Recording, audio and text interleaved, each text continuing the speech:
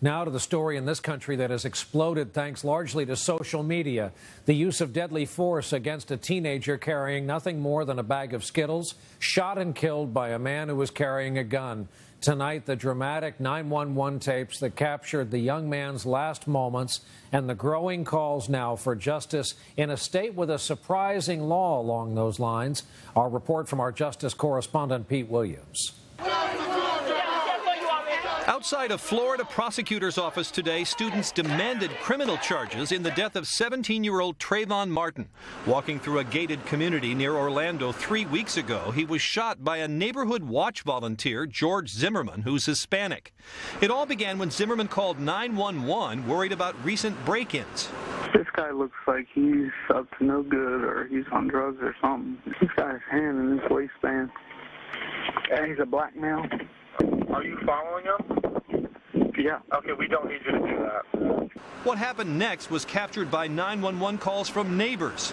Yeah, I don't know what's going on, so they're sending him. So you think he's yelling help? Yes. All right, what is your phone number? Just there's gunshots. That was my baby, and he was pleading for his life. And I just don't understand how that's self-defense. Zimmerman actually did claim self-defense, and police declined to arrest him.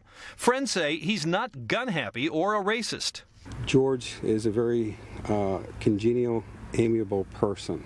He never showed up to HOA meetings dressed in camouflage or looked like Rambo. Florida has what's called a stand your ground law, giving people the right to use deadly force if they reasonably fear for their safety.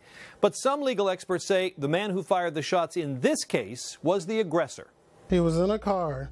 He was told to stay in his car. He got out and confronted a young man who was merely walking home from the convenience store. As it turned out, Trayvon Martin was carrying only a bag of candy and a can of iced tea. Social media are buzzing over the case, spreading the controversy nationwide. This Twitter page gets a new entry every 20 seconds.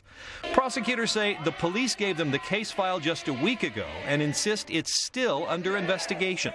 Pete Williams, NBC News, Washington.